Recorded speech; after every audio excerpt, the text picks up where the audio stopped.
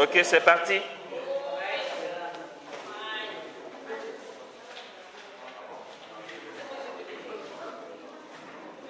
Ok. On a fini l'autre chapitre pour un développement personnel.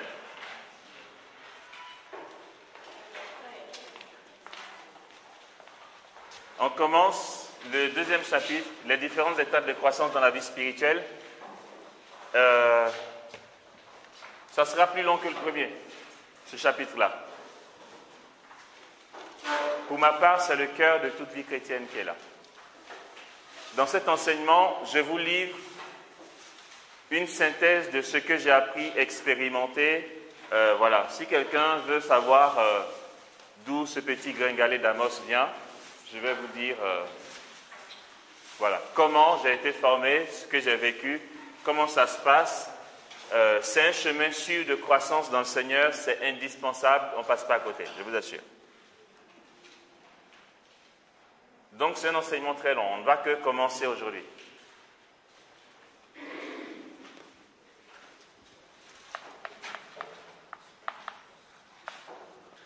Maintenant, je vais faire l'introduction.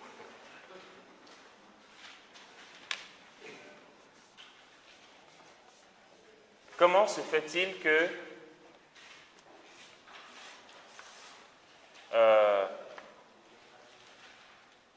Mère Yvonne Aimée de Malétroit, Mère Yvonne Aimée de Malétroit. Vous voulez que j'écrive? Mère, vous savez, ça, Mère Yvonne, ça va. Aimée de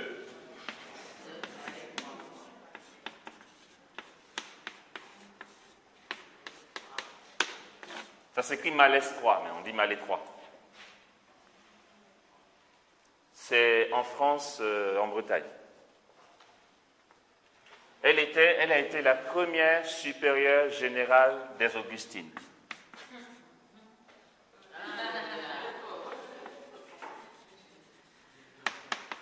Ok? Comment se fait-il que Mère Yvonne Aimée de Malétroit, qui d'autre? Un de mes amis aussi très proche qui s'appelle Martin de Porres. Je cite ici juste quelques personnes. Martin de Porres.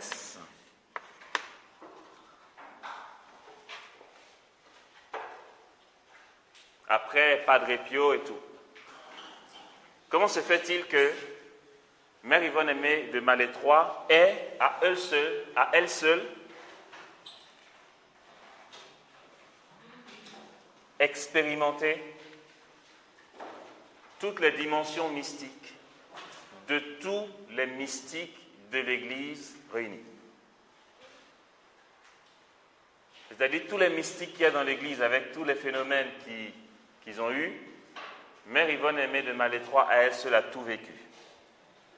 À savoir les stigmates, la transverbération, la bilocation, l'ibiguïté, le transport dans l'esprit,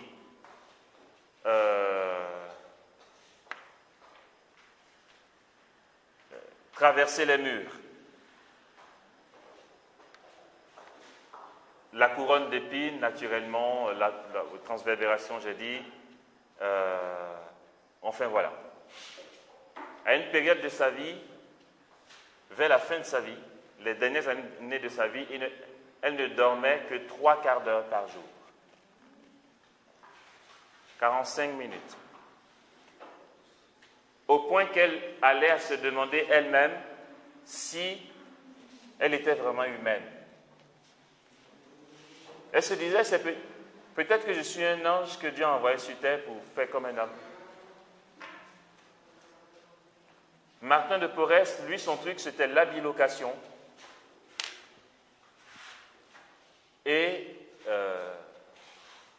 le transport dans l'esprit, pas dans le sens de Philippe le diacre, mais il courait dans les airs.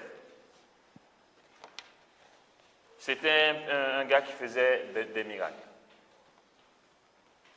Comment c'est possible? Qu'est-ce qui se passe? Hier, on était avec un gars, une personnalité, qui parlait de certains gens qu'il a vus entrer en transe et qui transmettaient des messages de l'au-delà aux vivants. Sauf que quand ils sortaient de leur transe, bien sûr, naturellement, ils ne se rappelaient plus ce qu'ils avaient dit, parce qu'ils étaient dans un état autre. Bon, j'étais très tenté de l'attaquer, mais je me suis dit, ce n'est pas le but. La différence avec ceux qui vivent la relation avec Dieu, c'est qu'ils n'entrent pas en transe. Bien sûr, dans l'Ancien Testament, vous allez entendre parler de transe prophétique. C'est très courant dans l'Ancien Testament. Mais c'est le langage qui n'était pas encore ajourné. Okay? C'est une traduction. Ils sont restés fidèles à ce que pensaient les Juifs dans le temps. Mais dans le Seigneur, il n'y a pas de transe. Une transe suppose que la personne qui est en transe perd ses facultés et ne se rappelle plus de ce qui s'est passé. Dans le Seigneur, on parle plutôt d'ivresse. Une ivresse tellement poussée que nos facultés sont là. Ce n'est pas une ivresse comme l'ivresse d'alcool, c'est une sobre ivresse qui fait que l'on peut expérimenter la puissance d'action de Dieu en restant soi-même, homme. On n'est pas un surhomme, il n'y a pas des rajouts bizarres. On reste nous, tels qu'on a été connus, de notre entourage, nous, avec toutes les blessures qu'on a vues au préalable, et puis on manifeste ce genre de phénomène avec plénitude. C'est possible s'il y a une réelle croissance dans la vie spirituelle. Ce qu'il faut retenir de ce que nous allons voir maintenant, c'est une phrase de Marthe Robin. Elle dit « Celui qui veut connaître une réelle vie mystique », parce qu'on est tous dans une vie mystique, le baptisé est mystique. Du moment que tu es en communion avec un être qui n'est pas homme, qui est Dieu, on est mystique.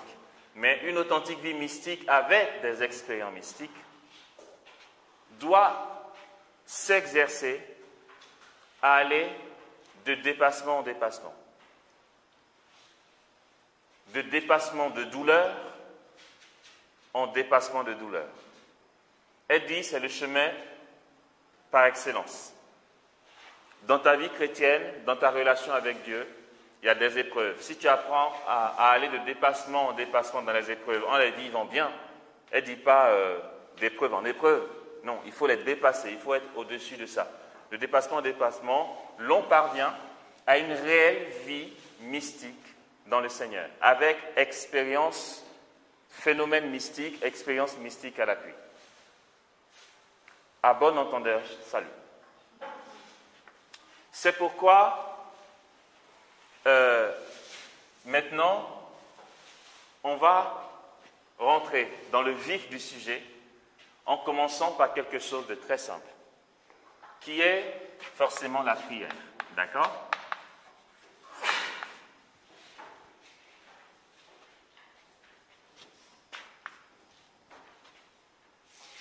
Je dirais plutôt qui est l'oraison. Ou encore adoration.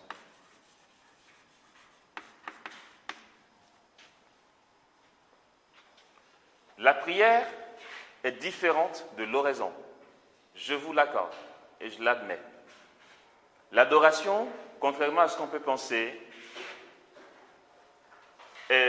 l'oraison, est différente de l'adoration. Pourtant, j'ai mis des trucs comme ça, ok ? Je vous explique. Les pères du désert disent « Celui qui prie », donc on est dans ce domaine-là, se sauve sûrement. Celui qui ne prie pas se perd sûrement. Sûrement aussi. Mais quand je parle de prière, contrairement à l'oraison, c'est quoi ? C'est que dans les prières, vous avez plusieurs formes. Dans l'Église, on nous parle des dévotions, des prières. Oui. À la citation? Les pères du désert, ils disent, celui qui prie se sauve sûrement. Celui qui ne prie pas se perd sûrement. Ok? Il y a les prières à caractère obligatoire, il y a les dévotions. Je vais survoler. La messe du dimanche est à caractère obligatoire. La liturgie des heures est à caractère obligatoire pour les ministres ordonnés et vivement conseillé pour les laïcs. D'accord? Quoi d'autre? Les messes du dimanche et les solennités, Noël, Pâques, etc. Caractère obligatoire. Les messes de semaine sont une dévotion. Tu peux ne pas y aller, tu n'es pas en train de pécher. Ok? La dévotion, c'est quoi? C'est la conscience que l'on a qu'il nous faut plus. Regardez comment ça marche. Jésus dit, tout ce que tu vas lier sur la terre sera lié dans le paradis. Tout ce que tu vas délier sera délié. Donc, si l'Église dit messe du dimanche obligatoire, ça veut dire que le caractère obligatoire qu'il y a dedans fait que le Seigneur passe par la messe du dimanche pour te sanctifier. Si tu n'y vas pas, tu te coupes de la source. Ok? Messe de semaine, dévotion. Si tu n'y vas pas, tu ne te coupes pas de la source. L'essentiel, c'est ça. Parce que c'est ce que l'Église a décrété obligatoire. Tu ne te coupes pas de la source, mais par contre, les messes de semaine qui sont une dévotion ont pour objectif d'accélérer ta croissance avec Dieu. Ok? Si tu veux, tu n'y vas pas, tu n'es pas dans le faux. Mais si tu y vas, contrairement à celui qui n'y va pas, tu grandis plus vite dans l'union à Dieu. D'accord? Donc, il y a les dévotions et les prières à caractère obligatoire. Bon. Après, dans les dévotions, vous avez le chapelet, la méditation, etc., etc. L'adoration et tout. C'est une prière. Et la plus grande des prières, c'est quoi? Merci. Vous êtes des vrais catholiques. La plus grande des prières, c'est la messe. D'accord? Et moi, comme dit Jésus, vous avez entendu dire, moi je vous dis, non, je ne me prends pas comme Jésus. Alors, ce que je vais oser dire, c'est que si la messe est la plus grande des prières, ce que je vais dire ici, selon les écrits des mystiques et les enseignements de l'Église, la prière la plus importante, c'est l'oraison. Ou adoration aussi. D'accord? On va mettre ensemble. Vous allez comprendre pourquoi. Parce que la messe qui est la plus grande des prières est une prière. Le chapelet, quoi d'autre? Chapelet, la lectio, la louange, ok? C'est des prières. Et si on a bien retenu, les pères du désert, ils ont dit, celui qui prie se sauve sûrement. Celui qui ne prie pas se perd sûrement. Éphraïm, fondateur de la communauté des béatitudes, redit ça à sa manière. Et, comme un bon fils d'Éphraïm, je suis à 100% d'accord avec lui. Éphraïm va dire, celui qui fait oraison se sauve sûrement. Celui qui ne fait pas oraison se perd sûrement. Et je suis trop d'accord avec lui. Parce que c'est restrictif quand même. S'il parle d'oraison, ça veut dire que celui qui fait le chapelet, qui n'est pas une oraison, mais qui est une prière, se perd sûrement, c'est plus poussé encore, et c'est restrictif. Celui qui fait la messe, qui est la plus grande des prières, qui ne fait pas oraison, se perd sûrement. Moi, je dis oui, je suis d'accord avec lui. Vous allez comprendre pourquoi. C'est que de toutes les prières qui existent, la messe, le chapelet, la louange, la liturgie des heures, quoi d'autre? La lectio. Quoi? Louange, j'ai mis là. Bon. Le moteur de ça, je vais appeler ça oraison.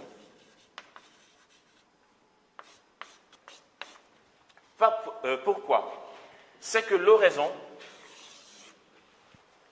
c'est la prière qui nous demande un cœur à cœur avec Dieu, une intimité avec lui, passer du temps en sa présence.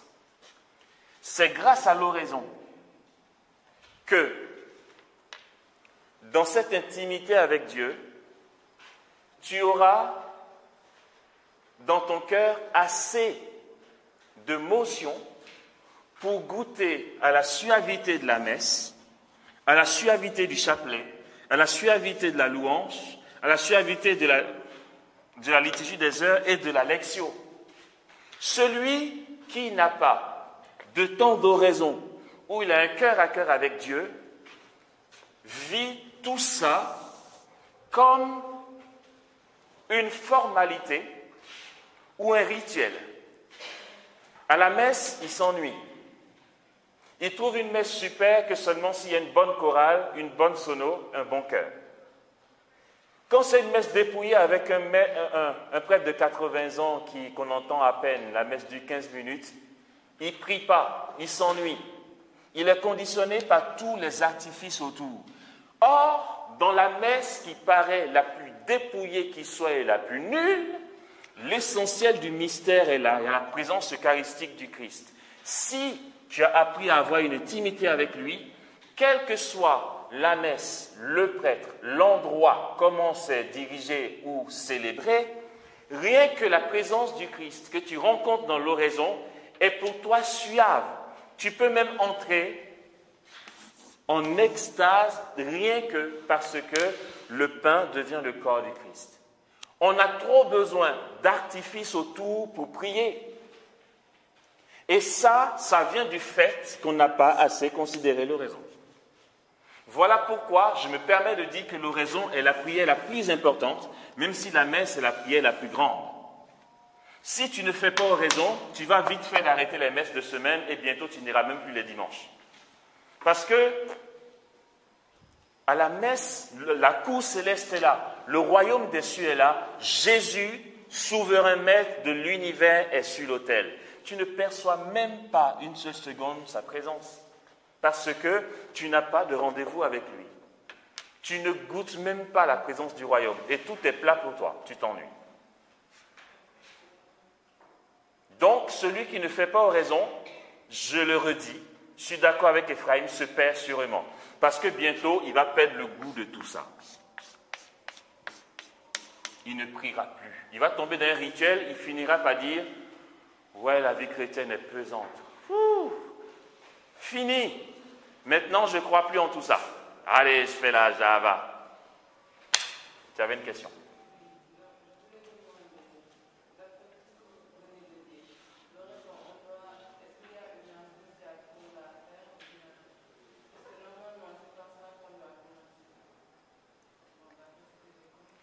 C'est bien, je vois que ça donne envie.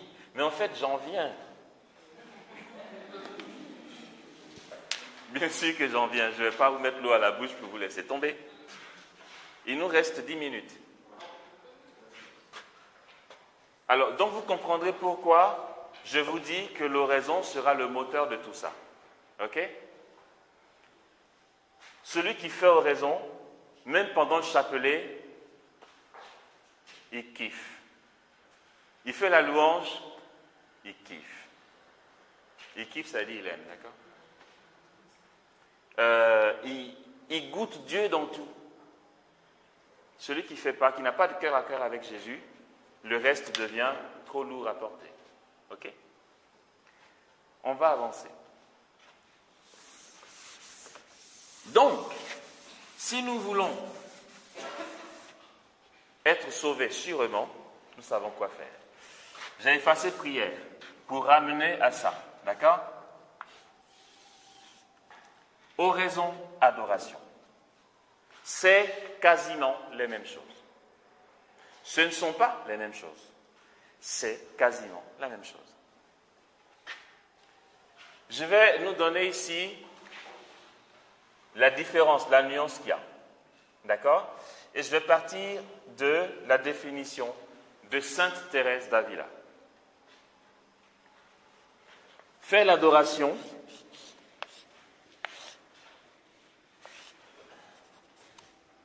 c'est être assis et adorer Jésus dans le Saint-Sacrement. Catholiquement parlant, je ne parle pas de l'adoration dans la définition des protestants, qui est de prendre des chants d'adoration pour entrer, non. Ce n'est pas ça l'adoration catholiquement parlant. Or, je suis catholique romain et je parle à des catholiques romains. Donc, l'adoration, c'est ça, ok? Adorer Jésus présent dans le Saint-Sacrement. Le même acte de cœur à cœur et d'amour, on en aura besoin dans l'oraison. La seule différence, selon Thérèse d'Avila, c'est que dans l'oraison, tu es assis et tu adores Jésus, pas présent dans le Saint-Sacrement, mais présent dans ton cœur. Le même acte que tu vas avoir pour l'adoration de l'hostie, tu vas employer la même chose pour Jésus qui n'est pas présent dans l'hostie, mais qui est présent dans ton cœur. Avec ça, tu fais oraison. Avec ça, tu fais adoration. Même si, bien sûr, si on veut jouer sur les mots, là, tu es en train d'adorer Jésus qui est dans ton cœur. D'accord? Mais l'oraison, dans le sens intimité, cœur à cœur avec Dieu, c'est ne pas avoir Jésus en face. Ok? Bon. Nous avançons.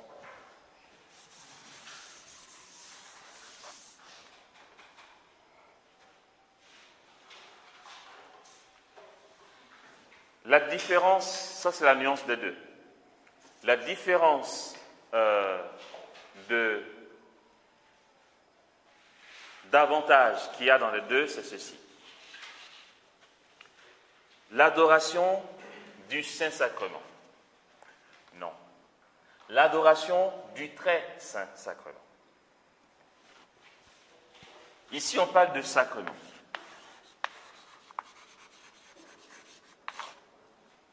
L'hostie, c'est le Saint-Sacrement. D'accord? On est d'accord? Le sacrement est efficace en soi. D'accord?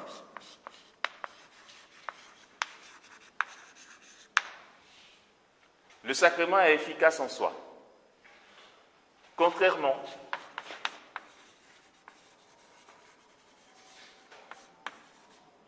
au sacramental.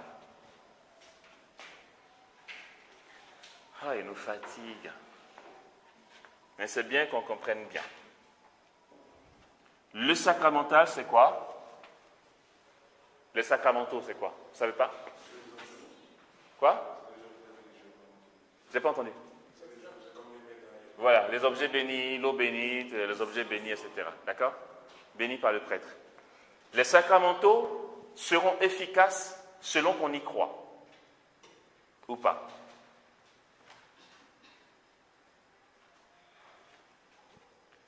Le sacrement, que tu y crois ou que tu n'y crois pas, c'est efficace. Voilà la différence. Tu ne peux pas te débaptiser, ça s'appelle un sacrement à caractère, c'est collé. Tu ne peux plus rien faire.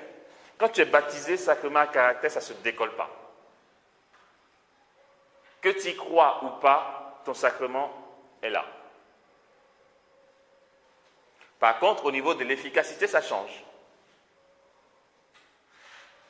L'efficacité peut être ralentie si tu t'y ouvres, ok?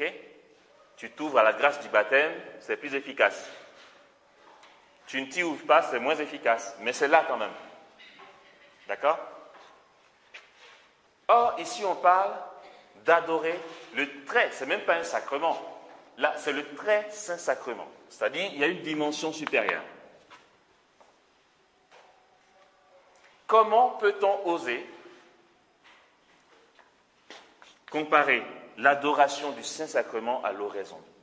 Il y a vraiment une différence énorme. Tu adores Jésus qui est dans ton cœur. Ce n'est pas un sacrement. Celui qui est en face de toi ici, par contre, c'est le Saint-Sacrement et un sacrement. Ici, il n'y a pas de sacrement. Là, il y a un sacrement.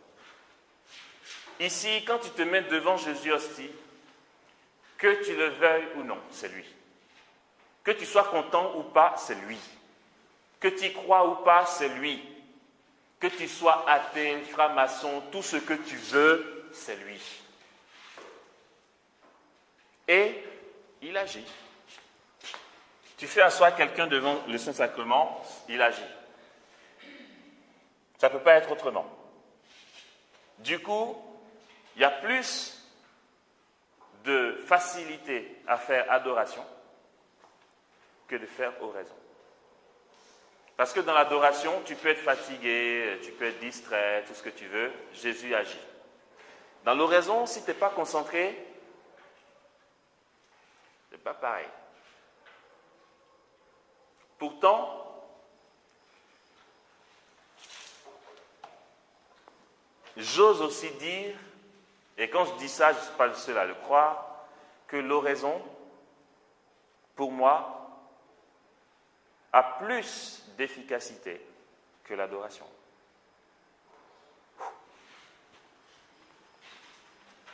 Oh là là là là! Qu'est-ce qu'il nous raconte? Pourquoi? Je m'explique.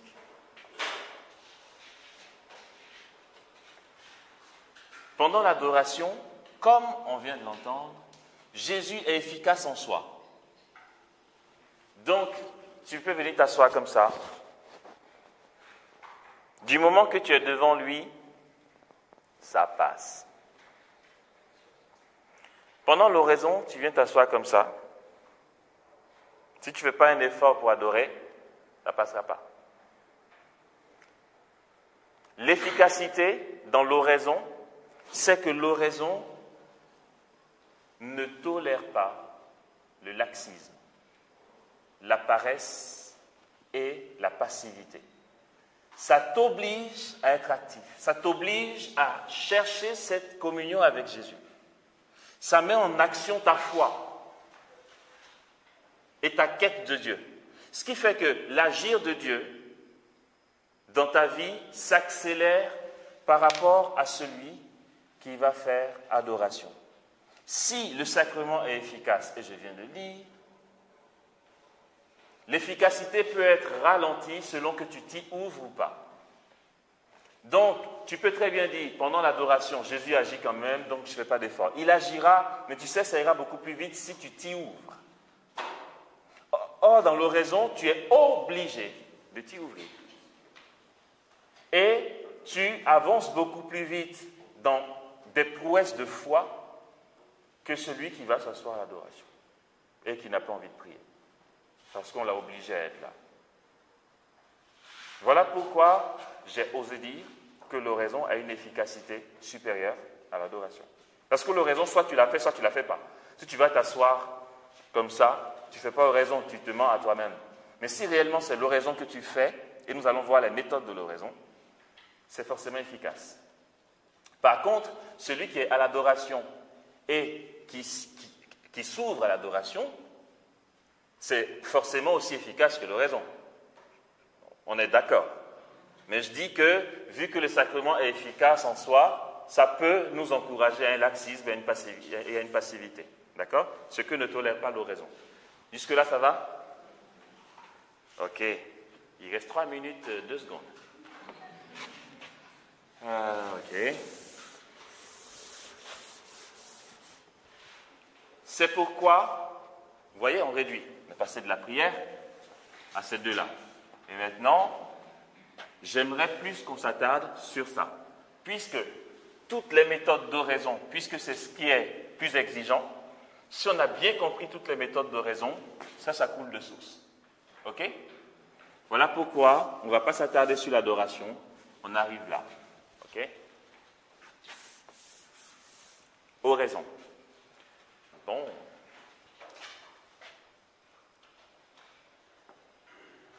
Pour faire oraison, on ne pourra pas terminer. Je crois qu'on va s'arrêter là. Je vais juste introduire ce qu'on va voir demain.